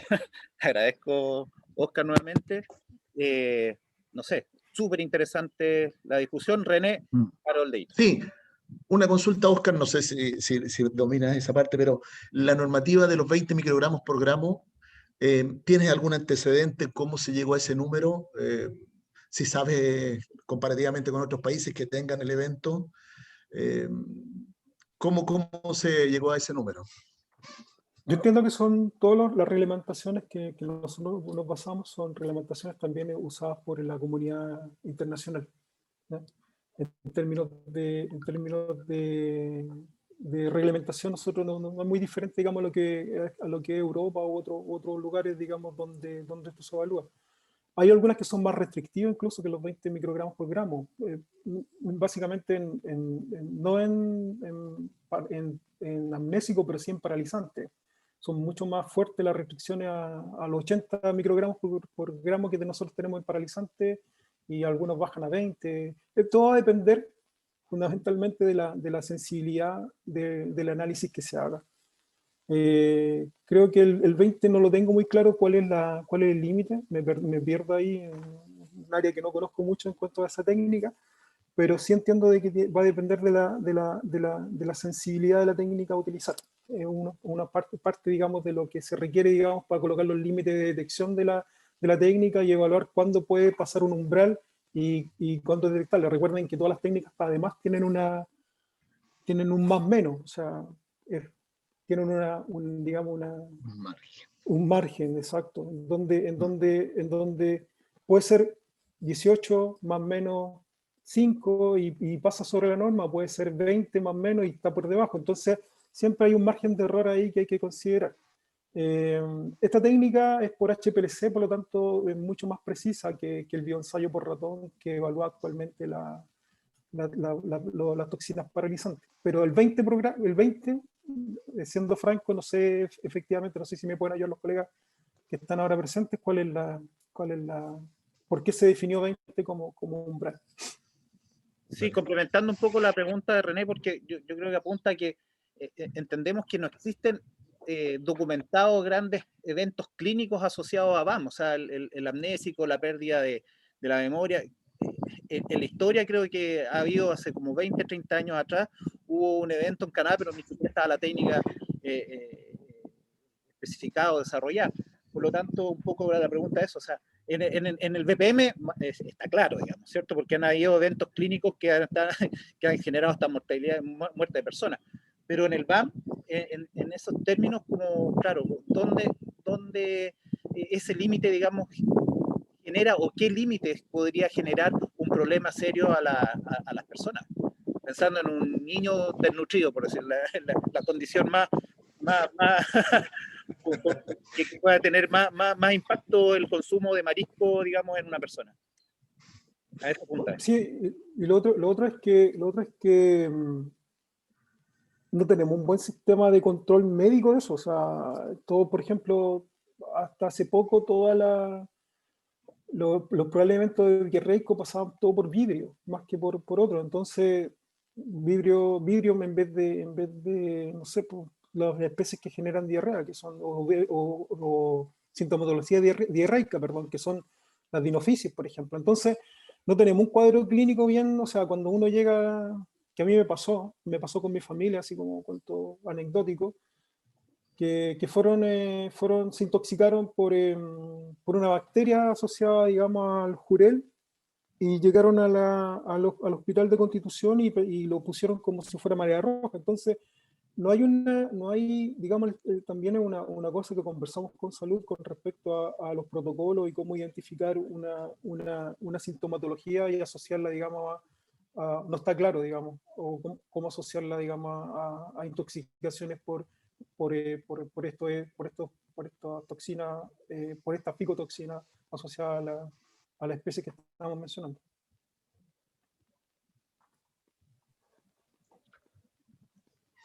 Yo me quedé con una duda, Oscar. Cuando tú haces la proyección de partículas, algunas dicen que son atrapadas y otras activas. Las atrapadas significa que tienen podrían tener algún efecto en términos de desarrollarse posteriormente como un pequeño bloom, o significa que esas atrapadas quedan inactivas. No, esto básicamente como son partículas que son, el ejercicio son partículas que son no tiras, el que quedan atrapadas es básicamente que no se mueven, o sea, hay un accidente geográfico, alguna bahía o algún sector donde después de que llegan no quedan atrapadas y no pueden salir, digamos, no pueden seguir en tránsito. ¿Ya? O sea, es básicamente eso, o sea, es que quedan atrapadas un accidente geográfico en un punto determinado. Ahora, si uno lo proyecta, también puede hacer la proyección, si eso fuera una célula de fitoplancton, por ejemplo, que tuviera vida, esa célula atrapada en ese punto podría irse acumulando con el tiempo generando una densidad mayor, que es lo que ocurre normalmente. Y en estos sectores como bahía o puntos digamos, de más someros, generalmente tienden a atraparse o quedar concentradas, digamos, por transporte de corriente, células. Por lo tanto, uno puede hacer el símil, o sea, podría hacer el símil desde esta partícula atrapada, que es inerte, a una partícula que puede ser una célula viva de fitoplancton, atrapada en ese ambiente donde se va acumulando, creciendo y aumentando en densidad. Podría ser el símil, pero en este caso, específicamente para el ejercicio, son partículas atrapadas por un accidente geográfico que no siguen su tránsito hacia otros sectores. Yeah. Sí, efectivamente hay de los canales acá, uno podría asimilarlo a eso, digamos, porque la corriente mayor del canal tiene como una dinámica diferente con respecto a la toxicidad con algunos sectores que tienen menos dinámica y que hacen como digamos, embolsamientos o atrapamiento, como tú dices, de las partículas, mantienen más tiempo el evento tóxico, digamos. Sí, okay. Asasado puede ser un buen ejemplo de eso. Por ejemplo, asasado, guapiquilán, pero asasado fundamentalmente por la dinámica de las corrientes que vienen desde abajo y que de una otra manera pueden atrapar, digamos, o concentrar en ese sector. Ok, gracias. Oscar, para ti, digamos, hoy día tal vez existe una medida de mitigación que es a través de los monitoreos de los wellboats. ¿Para ti es eficiente eso? ¿Es suficiente? Porque también está el tema de la pesca artesanal, que pueden traer productos y pueden ser aposados, por ejemplo, productos de la 11ª región y puedan ser aposados, por ejemplo, en el mar interior de Chiloé. Un poco el comentario sí que es necesario poner ojo, digamos, en otros temas y la eficiencia que puede haber tenido o puede tener el monitoreo de los wellboats para poder hacer un poco frente a la mitigación de Alexandre Catenela, precisamente. O sea, está reconocido que los sistemas de bodegaje y de aguas de lastre son vectores de transporte de células en cualquier parte del mundo. Cualquier tipo de organismo patógeno o no que pueda ser desplazado por estos medios. O sea, eso es claro. O sea, y basado en eso, como potencial riesgo, obviamente también están los wellboats. Por eso es que de un tiempo a esta parte, Senapesca genera, digamos, toda esta evaluación de los wellboats para ver si hay células de catenela en las bodegas, haciendo un monitoreo, digamos, en gran parte de los wellboats que se desplazan desde la zona de Aysén a la zona de Chiloé Sur, especialmente Quellón. Y esto tiene consecuencias, digamos, de que cuando se detectan estas células van a un proceso u otro dependiendo, digamos, de esta condición. Yo creo que nos damos cuenta y todos somos conscientes de que hay potenciales vectores y creo que en eso se han puesto un poco el énfasis en este monitoreo. Cuando yo comenté en la presentación de que nos comunicamos con Cernapesca cuando empezaron a detectar una proporción más elevada de huelgos positivos, como dicen ellos, era porque en realidad se estaba desarrollando una floración en la cercanía o la zona de tránsito de los huelgos. Por lo tanto, el sistema funciona. Ellos tienen estadística, digamos, de detección anual, y obviamente que las estadísticas de detección de este año estuvieron por encima de los años anteriores, del año 2020-19, por lo que mencioné también, porque en esos años prácticamente no tuvimos, digamos, un desarrollo de niveles altos de catenela. Entonces este año se empezó a dar. Y su sistema funciona derivado de que nosotros detectamos, digamos, que hubo ese aumento en catenela. Ahora, ¿cuál es el riesgo de otro? Eso es lo primero, o sea, que hay un sistema que entiende de que los wellboats pueden ser un vector y se está generando una acción determinada para la evaluación de ese vector. Por lo tanto, eso es, digamos, un paso adelante con respecto a quitar, digamos, o sacar de esta ecuación probablemente este elemento, que puede, digamos, generar las complejidades de tener células o traer quistes asociados. Junto con ello, y creo que hay que hacer un mayor esfuerzo, y esto lo comentábamos en una reunión hace una semana atrás, con respecto a los aposamientos o el blanqueamiento de marisco, que creo que tiene un impacto que no está cuantificado y que hay que hacer el ejercicio. O sea, hace unos años atrás siempre hay aposamiento en esta fecha, o sea, antes de esta fecha, producto de, digamos, de que nos acercamos a Semana Santa, y se aposan mariscos que vienen probablemente contaminados de otras regiones. Me refiero a la región de Aysén, y que han generado aposamientos de cantidades de toneladas importantes en zonas, por ejemplo, en Apiao o en Calbuco, en donde se aposan importantes cantidades de estos mariscos, almejas fundamentalmente. ¿Qué es lo que ocurre? Que ya mencionamos la dinámica de los quistes se pegan con todo, o sea, se pegan a todo tipo de superficie y son súper exitosos en su germinación. Por lo tanto, cualquier quiste que se genere, digamos, o que venga asociado a estos mariscos puede de una otra manera quedar aposado o quedar aposado junto con los mariscos en la zona en donde se está realizando este aposamiento, por valga la redundancia. Entonces, sí, tenemos potenciales riesgos, y creo que uno está más controlado, más evaluado que el otro. Creo que en términos de aposamiento es difícil de conocer, porque es una acción furtiva que no están muy controladas, y que para cuando se conocen es porque se pasó el dato y van los marinos y decomisan, o va a hacer una pesca y fiscaliza. Pero creo que hay que generar algún tipo de control, porque también puede ser, o de hecho, puede ser un vector importante, digamos, en la distribución de la especie o de los quistes hacia otros sectores en donde nunca ha estado la célula presente. Oscar, el modelo de distribución de partículas es superficial. El modelo de partículas tú lo puedes hacer a distintas profundidades. El modelo trabaja con capas, lo que se llaman capas sigma, que a diferencia de las capas tradicionales, la diferencia es que se va ajustando a los contornos geográficos, ¿no? No son capas uniformes, sino que van ajustándose a la morfología o la estructura, digamos, de los accidentes geográficos de cada sector. Tú puedes modelar superficial, 5 metros, 10 metros, tú colocas, digamos, la profundidad, y eso tiene que estar siempre en relación con las capas sigma. O sea, realmente el programa te da la opción de elegir cuál es la profundidad a la cual tú quieres generar la modelación de partículas. En este caso, yo siempre elijo 10 metros.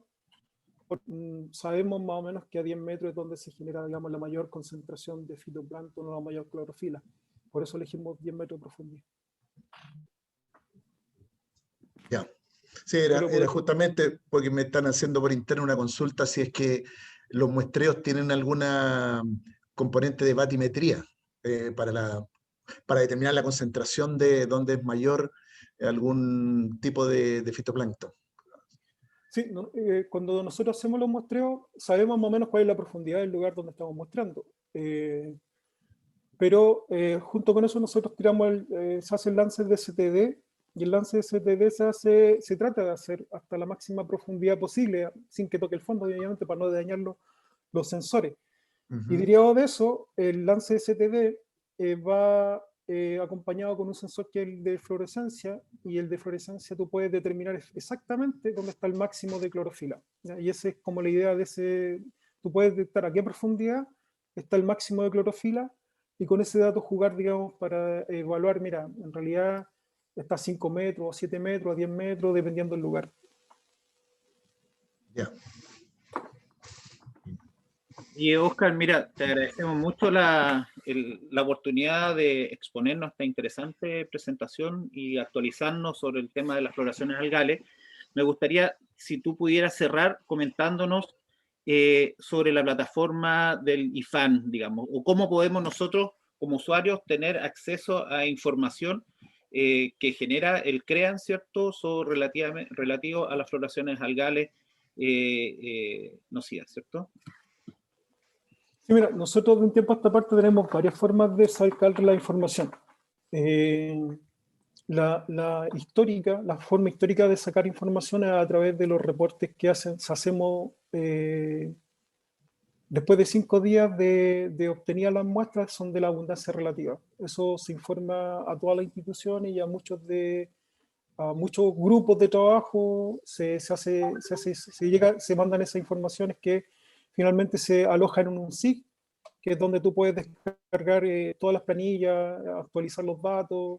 Eso es lo que históricamente hemos hecho y se sigue haciendo. O sea, nosotros por compromiso tenemos la obligación de sacar después de 5 días toda la abundancia relativa de los monitoreos que se están realizando en la zona. Y eso, como te digo, primero va por email, pero también va acompañado, digamos, de un link en donde de acceso directo al SIG de Marea Roja, en donde están alojados estos datos y en donde tú puedes ver en un mapa que dónde están estos datos, ¿ya?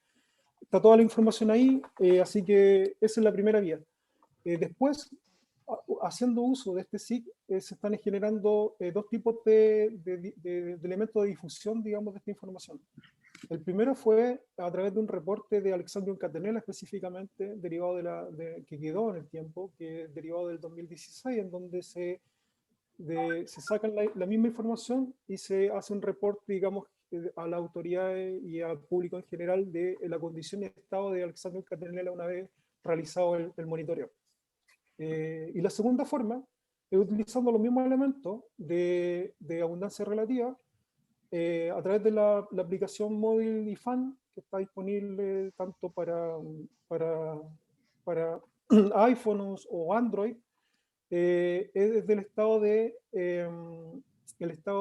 abundancia relativa de cada una de las 7 especies que nosotros monitoreamos. O sea, perdón, 5 especies que nosotros monitoreamos, están fuera de las pseudoerisques de momento, pero podemos encontrar Dinophysa cuminata, acuta, Protoceratium reticulatum y las dos Alexandrium, Catenella y Ostenfeldi, y ese elemento de IFAN se construye a partir de esta información que se genera cada 5 días. Eso actualmente comenzó con todas las estaciones de monitoreo en lo que nosotros denominamos el proyecto de fiordos, que es todo el mar interior de Chiloé, Aysén y Magallanes. Y desde este año pasamos a la versión 2.0, que es incorporar el monitoreo de Pacífico en este análisis, o sea, desde Concepción hasta Aysén, o sea, por toda la costa Pacífico. Recuerden que ahí tenemos 21 transectas de trabajo con cerca de 67 estaciones de monitoreo desde Coliumo hasta Canal Tuamapu, repartidas desde Biobío hasta Aysén. Y esta información se genera y se pone, digamos, dentro de la aplicación IFAN y te da el estado de alerta como un semáforo. Es una proyección de semáforo que no va de 1 a 9, sino que va de una condición de 0, que es un estado blanco, digamos, un color blanco, pasando por amarillo, naranjo y rojo. Amarillo es hasta el nivel 3 de abundancia. Recuerdo de que después de 3 hasta 5 o 7 es el estado naranja, y después de 7 es ya estado rojo, en donde te dice que estamos con niveles máximos de abundancia relativa para cada una de las especies que se incorporan. Eso, que el IFAN está ahí, es gratuito, se actualiza, la actualización va a depender, digamos, de los monitoreos. Recuerden que nosotros tenemos monitoreos cada 10 días y monitoreos cada un mes. Por lo tanto, la información, si uno quiere ver el IFAN, va a decir, oye, pero esto es del mes pasado, claro, porque en realidad el estado de actualización va a depender de la frecuencia en que nosotros hagamos las salidas de REN. En el caso del Pacífico es mensual, y en el caso de la mayoría de los puntos de Chiloé Sur, de Chiloé, perdón, son mensuales, excepto la zona de vigilancia que nosotros denominamos, que es algunas estaciones de Quellón, Raúl Marín Balmaceda y Melinca, que son 26 estaciones, que se hacen cada 10 días.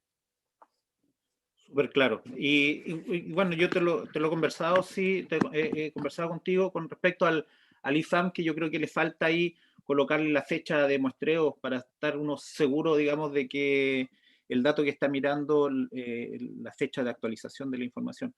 Pero es súper clara la información que reporta el IFAM y que se puede descargar a los celulares, a los computadores. Y quiero comentar que David Opaso en el chat de esta reunión incorporó, ¿cierto?, el link de la SIC del monitoreo de especies nocivas. Así que, Oscar, no me queda más que agradecerte, felicitarte por los esfuerzos también. Yo sé que están vueltos locos, es un equipo grande de trabajo que tú estás representando, poniendo la cara visible, digamos, de un equipo grande de gente. Así que felicitaciones y seguramente vamos a seguir más haciendo el monitoreo al seguimiento del BPM y posiblemente si esta cuestión empieza a generar algún tipo de problema, te vamos a invitar a que nos comentes nuevamente. Tal vez una reunión más corta, pero y precisa solamente a esos eventos. Te agradezco miles y gracias por tu tiempo y dedicación. Sí, no, Muchas gracias, Oscar. yo disponible para que ustedes, cuando ustedes lo requieran. En realidad es súper interesante conversar acerca de este tema, como dije al principio. El reconocimiento que hace, digamos, también hay que hacerlo extensivo, y quiero dejarlo en manifiesto a muchas de las personas que se han mantenido trabajando en condiciones complejas. Nosotros estamos en un tema de pandemia asociado que de otra manera ha complejizado nuestro funcionamiento, pero que debido a las urgencias que hemos tenido no hemos parado de trabajar con respecto a esto, y creo que es importante, digamos, destacar a muestreadores, analistas de fitoplancton e investigadores de nuestro centro que se han mantenido, digamos, bastante firmes y, digamos, firme frente a la contingencia, pero muy prestos, digamos, con respecto a mantener la información que es súper relevante, sobre todo en estos periodos de verano. Así que, no, agradecer para cuando ustedes requieran. Nuestro contacto siempre es bastante estrecho, aunque nos dejemos de ver, nosotros nos conocemos todos en este ambiente, entonces es bastante estrecho, sabemos unos de otros. Así que gracias por la invitación nomás, y cuando gusten, digamos, podemos seguir conversando. Esperamos que este verano, que ya se termina pronto, haya pasado con respecto a estas floraciones, y que venga un otoño más benigno, digamos, con respecto a estas condiciones. Gracias, Oscar, te pasaste. Así vamos a dar por finalizada esta reunión muy interesante. Casi 2 horas de reunión y pasaron volando, porque realmente es mucha información la que se entregó. Así que nuevamente, Oscar, muchas gracias y suerte. Vale, que estén muy bien. Muchas gracias. Gracias. Chao. Chao.